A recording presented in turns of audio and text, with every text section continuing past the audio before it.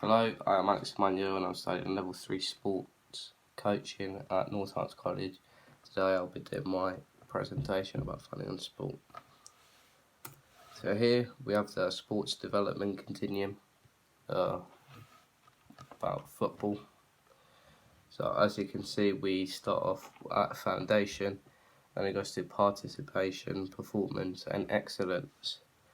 At the foundation level, is basically the beginner level, where you just start learning the skills, start learning new skills, and that's when you're first introduced to football, and there's no commitment at all to the sport.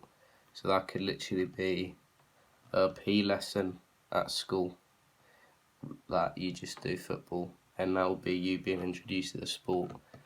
And there's not really any commitment. You don't know if you like it or not, and you want to commit to the sport. You're just kind of learning some of the skills and you're just introduced to it. Secondly, we have participation, which is you're not competing at a top standard, but you're kind of you're starting to enjoy a bit more. You know that you enjoy football and you want to put the effort in. So that's when you start participating. Could be like Sunday league. So you do training sessions or you play for your school team and you commit a bit more than the foundation level. After that we have performance, which is you're committed to playing football and you're playing at a county level. So that is, county level is one step higher than like Sunday league, however it's one step lower than, is lower than excellence, which is elite level football, etc. So county would be slightly harder than Sunday league. It will be more intense, and that's when you're like, in a way, working at an elite level athlete, or an elite athlete level. So it's usually intense training. Games will be a lot harder. However, you're not at the excellence bit yet, which is a pro football player. So, like I just mentioned, moving on to excellence, that is playing at an elite level, Commonwealth Games, academy football, or playing for club and country. So they are kind of what you're aiming for with excellence. So academy football is, again, another step higher than county level, and then playing for club and country would be you becoming pro and signing a professional contract for example, a Premier League team, could be Tottenham. You're playing for England as well, so that is pretty much the highest level you can be, and that's what you need to work your way up if you want to become a professional football player. And you start working your way from foundation, participation, performance and excellence, and you're always aiming to be at that top. So yeah, moving on to the next sport, we have basketball. At the foundation level we have, so this is when children are being introduced to the sport once again. So again, that could be you doing basketball one time in your PE lesson, and then like I said before, you're just learning the skills. You're learning some new skills, but you're not committed to it yet. You just learn some basic skills and learn positive attitudes towards physical activity. Then we have the participation one for basketball.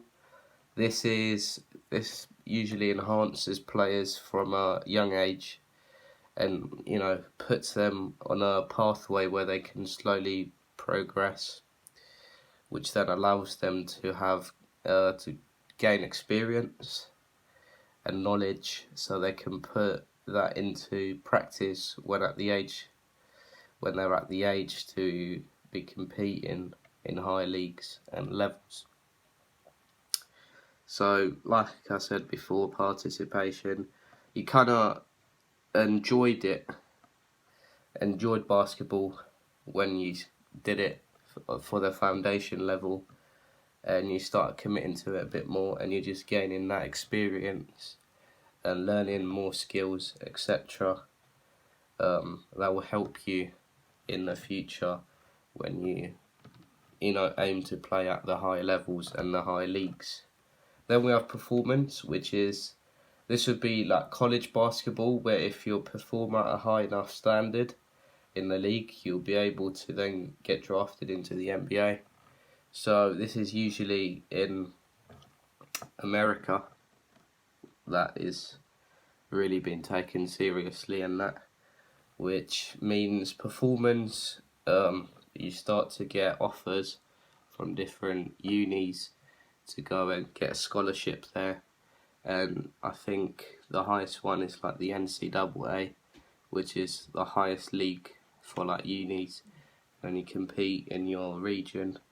And then obviously you just need to aim to just be the best in the whole country, really, which will give you the best chance of getting drafted into the NBA, which is the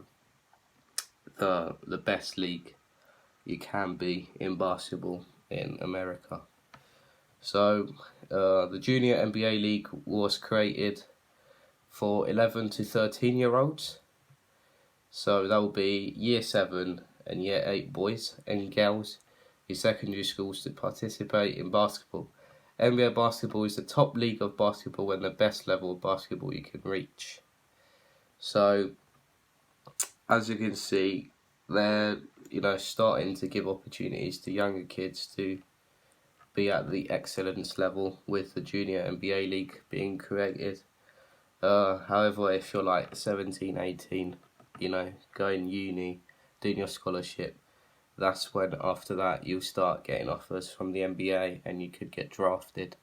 So that, again, you need to work your way from foundation, participation, performance and excellence, all the way up to excellence if you want to become the best in basketball, which is obviously getting drafted into the NBA, which is the best league you can be for basketball.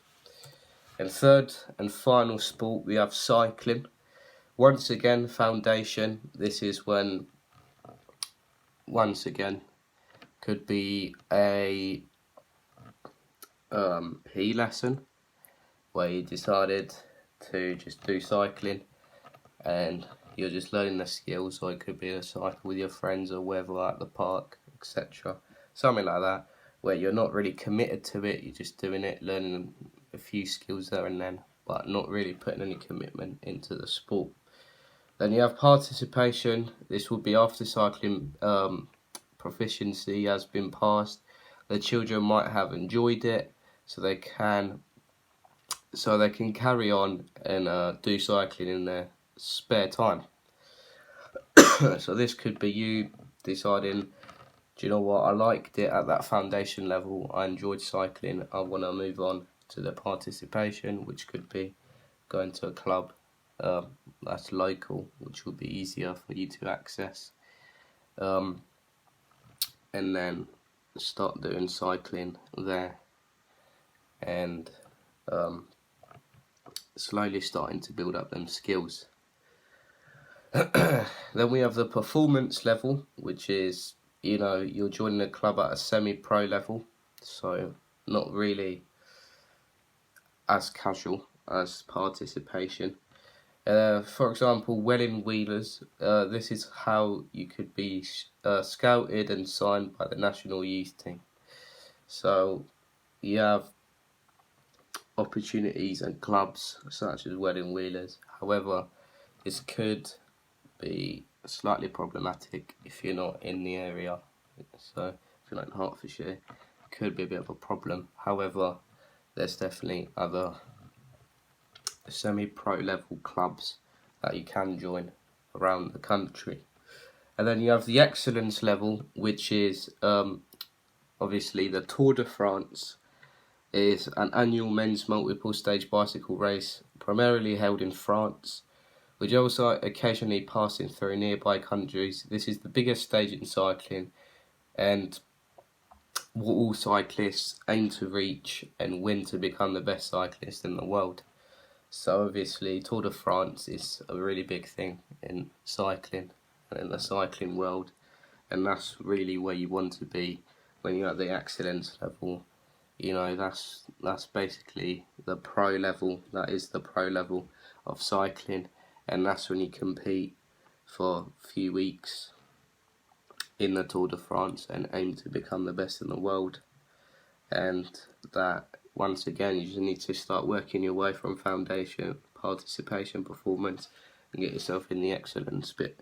And as you can notice with all of them, as you see the continuum, as you go up, it gets narrower and narrower, which means that that is pretty much kind of like your chances. You could look at it in that way.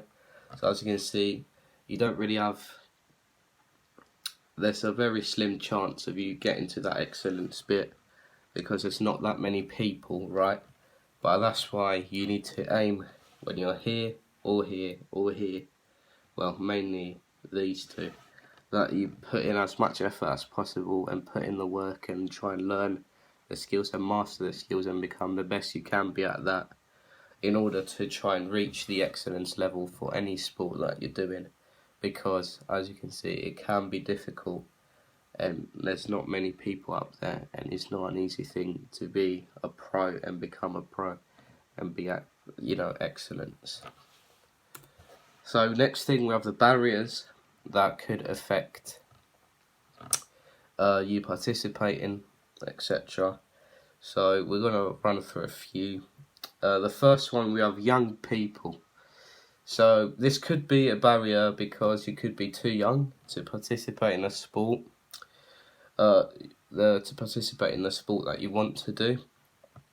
This could be a social reason due to the fact that when you're young, you want to be in the same team as your friends, because you feel more comfortable around them, and since you've known them for a longer time, and that's when you're like, oh, I don't want to be in a team.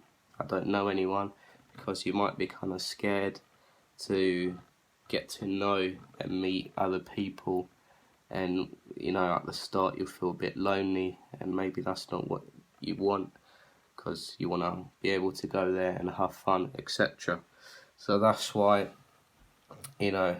you would want to be in a team with your friends. And then we have so for young people, your aim is to get them to be active as much as possible, so they can become fit when they get older, and so their physique will be of a really good standard. So that will help them when they're aiming to go to them high levels. Usually fitness is important, especially in a sport like football. You need to be able to run for a long period of time. So fitness will be key, especially if you're aiming to be at the excellence. Even basketball, football and cycling all require really good fitness. So that's why it will be helpful to get good at it and work on it when you're at a young age, so that you keep fit and keep improving as you get older.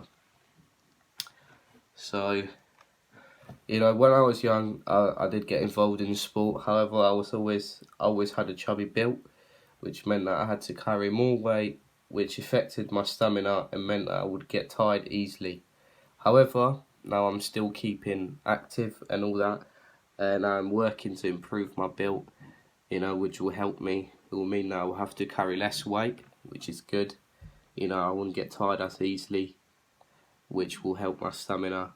And in a sport like football, which I do, and I aim to be a professional football player, it will help me a lot, because right now my stamina is not where it needs to be for an excellence level or even county, and obviously skills as well. However, using that continuum, I can see I can use that and see what I need to work on and improve, which is why that's another reason why the Continuum is very helpful. Moving on to the second barrier, we have the elderly. So a reason as to why this may be a barrier is because as you become older, your body will gradually struggle to cope with the demands of physical activity over time, and therefore will result in you having to either retire from the sport and try something less demanding, or having to completely stop doing sports, which will make it more difficult for you to get exercise and stay healthy and fit. So obviously, as you get older, usually there's not many facilities that allow the elderly to exercise there. The facilities are mostly focused on the younger people. So this is why this would start becoming a barrier and a struggle to find somewhere you can go and exercise. So that's why we need to work on that and create more facilities that allow the elderly to come in and exercise and have fun. So yeah. Also, in order to stop the decrease in the participation from the elderly, there's an active aging fund which makes them able to afford to be part of a team, and there is a Welcome to Sporting Memories campaign which helps support the elderly. In my opinion, I would attempt to start a club where you can do all sports in a way that is suitable for the elderly, so that is 60 plus, so they can stay active, which means that they don't develop osteoporosis, but also give them an opportunity to meet new people and make friends, which will stop them from feeling lonely. And I will also make this free, so they don't have to worry about their financial situations, which means it won't affect them mentally. Therefore, they can be happy and do things they enjoy. So that I feel like implementing that would be helpful. It will get the elderly more involved into sports and kind of stop that decrease of participation in sports from the elderly, because they actually have somewhere to go that is free, so they don't really have to worry about paying anything. And it genuinely gives them an opportunity to meet new people, which means making new friends and building like a positive atmosphere, friendships, and just peaceful and happy atmosphere. So it will be a good thing to do. Moving to the third barrier, we have the disabled. So if you're someone that owns a wheelchair, you might not be able to have access to facilities, or that could be just any disability. This could be because there might not be a wheelchair access in some of the indoor football facilities, or just any facilities in your local area that you're looking to attend. So as we can see in the picture here, I don't know if you can clearly see that. However, it's a guy in a wheelchair, but there's stairs, so that's not really helpful. In some situations, some facilities just have stairs and no ramps for wheelchairs and etc. to go through. So that could be an issue which could decrease the participation of disabled people in sport. Or it could be that the football club you want to join might not be in an accessible location to you. So obviously that will make it harder for you to travel if it's not local. And once again, that could be a barrier to you not being able to access these facilities and exercise and participate in sport. This could be part of the social side of the barrier, since some people might find it hard to make friends in a club with new people who have the same issues as you. So, and then in my opinion, I think there'll be a club. There should be a club, where the disabled have the opportunity to do a variety of sports with people just like them. Therefore, they won't feel left out or feel lonely, but they can also be active and do things they enjoy, which means that their participation rates go up. To help with this, there's already the para sports, which is Paralympics, which can help motivate the disabled and make them want to take part in sport, as they are watching professional athletes do sports at an elite level with similar disabilities as them, which will inspire them to be like them. So obviously the Paralympics, are a thing that kind of helps motivate disabled people, because obviously you have the normal Olympics, but Paralympics, that is just focused on people with disabilities. That would help others that feel like they have no hope, or they feel like they can't do any sport because they are disabled. It kind of helps motivate them and be like, if they're doing it, then so can I, and it'll, increase the rates of participation in sport from disabled people, because, even like young people or just anyone that has a disability will look at the people that are competing in the Paralympics and, be motivated and be inspired to be like them, which would mean that they want to start participating in sports. However, we need to work on that as well in order to create more facilities for them, so that we can actually allow that increase of participation in sport to take place. And finally, just a bit of compare and contrast. So the similarities between my continuums is that all of them showcase the ladder to get to the top level, but also what it takes to be an elite athlete in each of the selected sports. So, I've kind of talked through what it's like at the foundation level, participation, etc., all the way up to excellence. The differences are that some sports will be harder to go up the ladder than others, as pieces may differ between them, or it could be that the amount of clubs may differ as well. So that could be, maybe there's not enough, or there's not as many cycling or basketball clubs in the area as there is with football, because football is, a pretty common, like a pretty popular sport in England. So there's a lot more access to facilities that do football than, for example, basketball or cycling.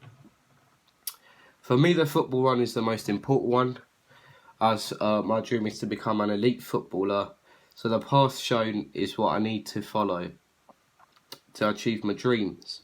I'm already at the performance level, as I am committed to playing in a development club for Watford as part of my course at college. However, to get to the next level, I need to improve my abilities and become healthier, fitter and more equipped to be able to perform well at the top stage in football. So, like I mentioned before, the continuum will help me see what my areas of improvement are and what I have to do next. So, like I said, I'm in the performance level at the moment. I'm not county level yet. However, I will be working on improving that, improving my fitness, my skills, and just trying to perfect them in order for me to be able to go on to the next level, which is the county level, and then obviously excellence, which will be professional football player, academy, that kind of thing. So it is very helpful, and it gives you an idea of what you need to do and what, work you need to put in order to get to the next levels and achieve your dreams. So yeah, thank you for listening. I've been Alex Emmanuel, and see you later.